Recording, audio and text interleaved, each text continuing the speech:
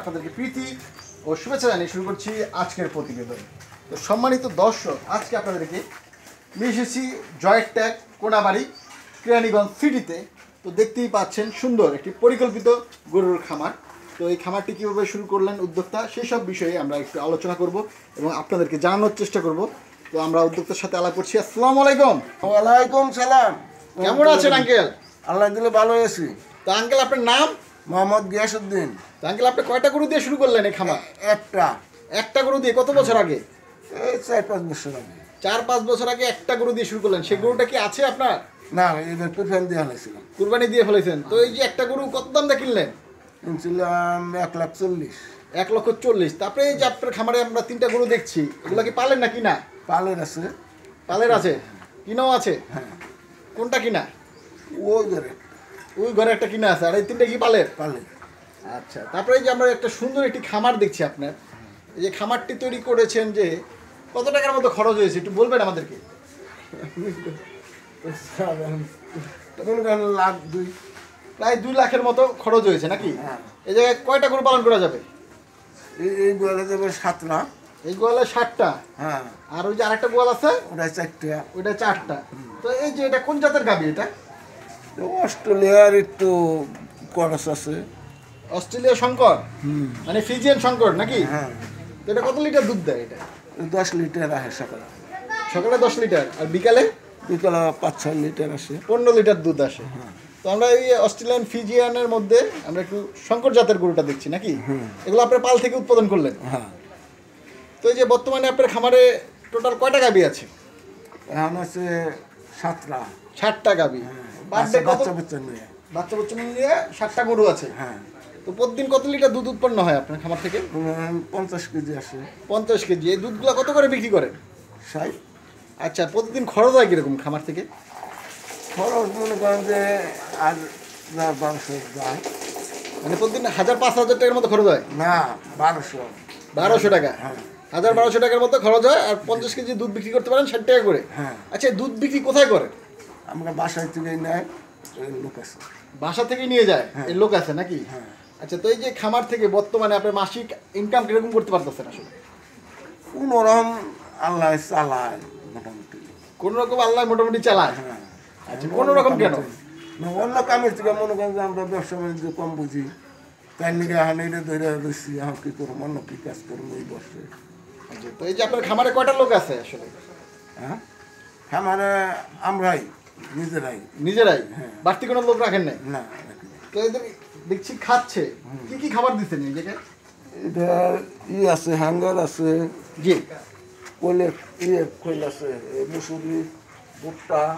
আচ্ছা, বসি। মানে দানাদার খাদ্য দিচ্ছেন? হ্যাঁ।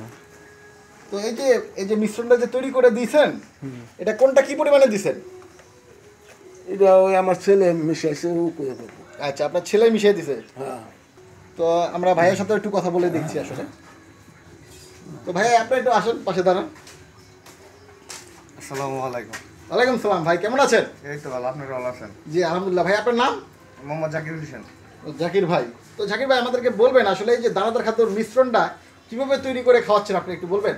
এটা আমরা 5 বস্তা ভুসি দিছি। জি। আর 1 বস্তা এই 2 বস্তা দিছি ভুট্টার ফাঁকি। আচ্ছা। আরেক বস্তা অ্যাঙ্কার, আর 3 বস্তা কুড়া। আচ্ছা, এটা কোনটা কোন পরিমাণে দিয়েছেন? এটা আমরা 100 কেজি ভুসিতে 10 কেজি পরিমাণ, 100 কেজি ভুসিতে 10 কেজি পরিমাণ কুড়া, আচ্ছা। 30 কেজি পরিমাণ ভুট্টার ফাঁকি, জি। আর 16 কেজি পরিমাণ, এই 10 কেজি পরিমাণ হলো অ্যাঙ্কার, আর 10 কেজি পরিমাণ হলো ডাউলের ভাঙ্গা। কোন ডাল ভাঙ্গা? এটা হলো মসুরির। মুসুর ডাল ভাঙ্গা। মসুর ডাল। আচ্ছা, এবার মিশ্রণ করে এই যে একটা গাভী যে বললো 10 লিটার দুধ দিচ্ছে, 15 লিটার দুধ দিচ্ছে 2 বেলা, তো তাকে কি পরিমাণে খাদ্য দেন? আর তাকে আমরা মানে দানাদার খাবার দেই 10 কেজির মতো, জি। আর ফিড দেই 2 বেলায় 3 কেজির মতো। আচ্ছা, ফিড কোন কোম্পানিটা দেন? ফিড হলো এসআই কোম্পানির। এসিআই কোম্পানিটা কেন দেন? এটা ভালো। এটা সবচেয়ে ভালো? হ্যাঁ, গুণগত মান আর কি ভালো। গুণগত মানের দিক দিয়ে সবচেয়ে ভালো নাকি? হ্যাঁ। আচ্ছা, তো এই খামারের পাশাপাশি আপনারা আর কি করেন? খামারের পাশাপাশি আমার পুরা বসে দোকান আছে। আচ্ছা। এই গরুর খাবারের। আচ্ছা। এই আর এমনি কোনো ই নেই, বাসা টাসা আছে, বাসা ভাড়া আছে। আচ্ছা, তো তো এই যে গরু পালন করে এখন আপনাদের মাসিক ইনকামটা কিরকম আমাদের বলবেন একটু? মাসিক ইনকাম প্রায় 40-এর উপরে আছে আর কি।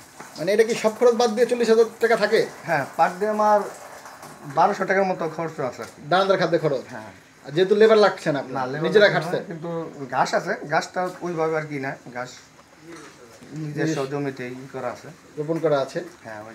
আর দুধ বিক্রি করতে পারতেছেন কত পার ডে? পার ডে আমরা দুধ বিক্রি করতেছি এখন 50 কেজি আসতেছে তো, জি। তাতে 60 টাকা লিটার।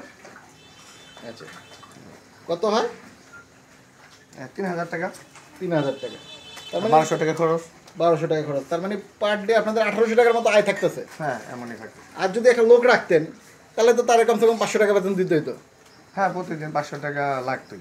এই কারেন্ট বিল, তারপরে মোটর বিল, এতে খরচ কিরকম হতো প্রতিদিন? এতে প্রতিদিন বলতে মাসে প্রায় 3000 টাকার মতো, মানে 2 গোয়ালে। তার মানে 100 টাকা করে প্রতিদিন ধরলে আমরা, তারপরে যদি একটা লোক রেখে সব খরচ বাদ দিয়ে যদি করতেন তাও প্রতিদিন 1000 টাকার মতো আয় করা সম্ভব হতো নাকি? হ্যাঁ হ্যাঁ। তার মানে কি আমরা বলতে পারি গরু পালনে আয় করা সম্ভব? হ্যাঁ, গরু পালনে আয় করা সম্ভব। আচ্ছা, তো এই যে নতুন যারা খামার শুরু করতে চায়, আপনি তো একজন ইয়াং স্টার, তো আপনার কাছ থেকে একটু পরামর্শ চাচ্ছি, আসলে আপনারা কেন গরুর খামার করছেন এবং অন্যদেরকে উদ্বুদ্ধ করার জন্য কি করছেন আপনারা একটু বলবেন? গরুর খামারটা মূলত নিজের বাসায় থেকে করা যায়, আর অন্য অন্য ব্যবসা বাণিজ্য করলে যেমন আপনি মানুষের কাছে টাকা চলে গেল। আচ্ছা। আর এখন যে দেশের প্রেক্ষাপট অনুযায়ী মানে টাকা পয়সা কারোর কাছে চলে গেলে ওই টাকাটা আর ব্যাক পাওয়া যায় না। তাতে আবার অনেক আছে যেমন চাকরি করতে চায় না, মানে চাকরিটা তার কাছে ভালো লাগে না, তো সেই ক্ষেত্রে সে এই 2টা গাভী দিয়ে শুরু করলে বা তার যে চাকরির যে মুনাফাটা তার সাথে বেশি আসবে। আপনার যে বয়সটা, এ বয়সে তো সবাই বিদেশ যাওয়ার জন্য পাগল হয়ে থাকে, আপনি যাননি কেন? না, আমার বিদেশ যাওয়ার কোনোদিন স্বপ্ন দেখিও নাই, আর ইনশাল্লাহ জীবনে ভাবিও না যে যাবো। আচ্ছা, কেন যাবেন না বিদেশ আপনি? বিদেশ যাওয়ার তো প্রয়োজন না, আমার বিদেশের ইনকাম তো আমার বাসায় আছে। বিদেশে না গিয়ে দেশে ইনকাম করতে পারতেছেন? হ্যাঁ। আচ্ছা, এই যে অনেক প্রবাসী ভাইরা আছে বিদেশে বসে স্বপ্ন দেখছে দেশে এসে একটু খামার করবে, তাদের উদ্দেশ্যে যদি একটু সুন্দর পরামর্শ দিতেন, আসলে তারা কিভাবে শুরু করতে পারে? আসলে যদি দেশে এসে তারা খামার করে, প্রথম অবস্থায় আমি মনে করি যে 1 বা 2টা দিয়ে শুরু করতে হবে। ওই এটা কি গাভী না বকনা দিয়ে? প্রথম অবস্থায় বকনা মানে হাতেই করতে পারে, কিন্তু যদি গাভীও করে পাশাপাশি মানে আরেকজনের খামারে হালকা একটু দেখতে হইব যে তার কিভাবে কি করে, মানে একটা প্রশিক্ষণ নিয়ে নিতে হবে। হ্যাঁ, হালকা পাতলা একটু মানে ধারণা থাকতে হইব। ধারণা না থাকলে দেখবো যে উলানে চাপ আসবো বা আসবো, এগুলো সে বুঝতে পারবো না। ম্যাস্টাইটিস হবে। হ্যাঁ, ঠিক আছে, অনেক ধরনের রোগ হবে, বিশেষ করে যে গাভীর একটা মারাত্মক সমস্যা হলো ওলান ফুলা, তারপরে হলো গ্যাসের সমস্যা। এই যে গাভীর যখন গ্যাস হয় পেটে, তখন এটা বোঝার উপায়টা কি একটু বলবেন? তখন পেট দেখা যাবে আস্তে আস্তে ফুলবে, খাবার কম খাবে, পেটের মধ্যে থাপড় দিলে ড্যাপ ড্যাপ শব্দ হইব আর কি। এসব দেখেই বুঝতে পারবেন নাকি? হ্যাঁ, এসব দেখে বোঝা যাবে। আচ্ছা, তো আপনার খাবারটা নিয়ে ভবিষ্যৎ পরিকল্পনা কি আপনার? ভবিষ্যৎ পরিকল্পনা আমাদের জমি আছে ওইদিকে, জি। এদিকে বড় করার চিন্তা ভাবনা আছে। আরো বড় করবেন? হ্যাঁ, এই এই আরেকটা আমাদের আছে ওই পাশেই আরেকটা খামার আছে, ওইটা আমরা দেখবো। তো কোনো ভাই যদি আপনার কাছ থেকে একটু পরামর্শ নিতে চায়, আপনার মোবাইল নাম্বারটা দিয়ে যাবে? হ্যাঁ, দেওয়া যাবে। বলেন আপনার মোবাইল নাম্বারটা বলেন। 01913431293। আপনার এই যে ঠিকানাটা একটু বলেন তো, এটা কোন গ্রাম? এটা গ্রামের নাম জয়টেক, 11 নম্বর ওয়ার্ড, আর কোনাবাড়ি, গাজীপুর। আচ্ছা, চলুন আমরা পরের খামারটাই ঘুরে দেখি। তো জাকির ভাই, আমরা যে এই গাভিটা দেখছি, এটা কয় লিটার দুধ দিচ্ছে? এটা এখন 18-20। 18-20। এটা জাতটা কোনটা পেয়েছে? এটা দেখা যায় যে আপনার অস্ট্রেলিয়ার সাথে কিছু এই মিশ্রণ আছে নাকি? হ্যাঁ, একটু মিশ্রণ আছে। পরেরটা? পরটা আপনার জার্সির সাথে একটু করো আছে, জার্সির সাথে করো। তো জাকির ভাই, আপনি তো পড়ালেখা করেছেন ইন্টার পর্যন্ত নাকি? হ্যাঁ হ্যাঁ। তো ইন্টার পাস করার পরে যে খামার শুরু করেছেন অন্য কোনো চাকরি না করে, তো কিভাবে উদ্বুদ্ধ হলেন আসলে এটা একটু বলবেন? বাসায়ও ছোটোখাটো আগে থাকে, মানে ফ্যামিলি করে, মানে ব্যবসায়িকভাবে ছিল না। হঠাৎ করে দেখা গেলো বাবা একটা গরু আনলো, ওই সময় 2012-তে সম্ভবত, মানে হ্যাঁ 12-তেই, তখন থেকে মানে শুরু আস্তে আস্তে 2012-তে। হ্যাঁ, ব্যবসায়িকভাবে আর কি পরিকল্পনা। মানে দেখলাম যে একটা গাভী ছিল আমাদের, 1,40,000 টাকাতে বাবা আনছিল। ওই গরুটা আমাদের ওই সময় তো খাবারের দাম কম ছিল, কিন্তু দুধের দাম কিন্তু বাড়েনি। ওই সময় আমরা 60 টাকা বিক্রি করতাম, ওই গরুতে 15 লিটারের মতো দুধ হতো। আমি দেখলাম যে না, একটা গরুর আমরা 200 টাকা খাওয়ালে 15 লিটার দুধ পাইতেছি, মানে ভালো মুনাফা। ওইভাবে আস্তে আস্তে আস্তে আস্তে মানে বকনাগুলো রাইখে দিলাম, ওই পাশে তো বকনা। পরে আর কি দেখলাম যে না, হিসাব করে দেখলাম যে এটা একটা ভালো ব্যবসা। লাভজনক প্রজেক্ট দেখলেন নাকি? হ্যাঁ, তারপরে আর কি এটা আর কি একটু বড় করে চিন্তা ভাবনা করতে। এখন আরো বড় করতে চাচ্ছেন? হ্যাঁ, আরো বড় করতে চাই। আচ্ছা, তো আপনি কোনো প্রশিক্ষণ নিয়েছেন কিনা? ওইভাবে প্রশিক্ষণ বলতে মানে অনেকদিন যাবত কিন্তু পালা হচ্ছে এইভাবেই।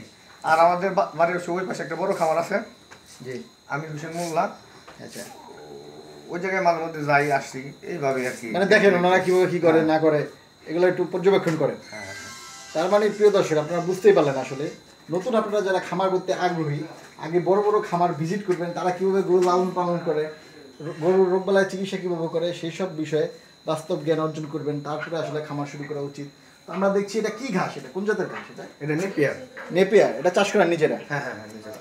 আচ্ছা, ঘাস এবং দানাদার খাদ্য সব একসাথে দিয়েছেন কি কারণে? দুটার মধ্যে দুইটা দিছি। মানে দুইটার মধ্যে দুইটা দিয়েছেন, যেটা মন চাই এটা খাবে? হ্যাঁ হ্যাঁ হ্যাঁ, আচ্ছা, যখন যেটা ভালো লাগে। যখন যেটা ভালো লাগে। তো ভাই আপনাকে অসংখ্য ধন্যবাদ। আচ্ছা, ঠিক আছে, আপনাদেরও ধন্যবাদ। তো প্রিয় দর্শক, প্রতিবেদনটা যারা আপনারা দেখলেন, আপনারা সবাই ভালো থাকেন, সুস্থ থাকেন, এই প্রত্যাশা করে আজকের প্রতিবেদন শেষ করছি। আর ভিডিওটি ভালো লাগলে অবশ্যই লাইক, কমেন্ট, শেয়ার দিতে ভুলবেন না এবং আমাদের ইউটিউব চ্যানেল প্লিজ সাবস্ক্রাইব করে সঙ্গে থাকবেন। আল্লাহ হাফেজ।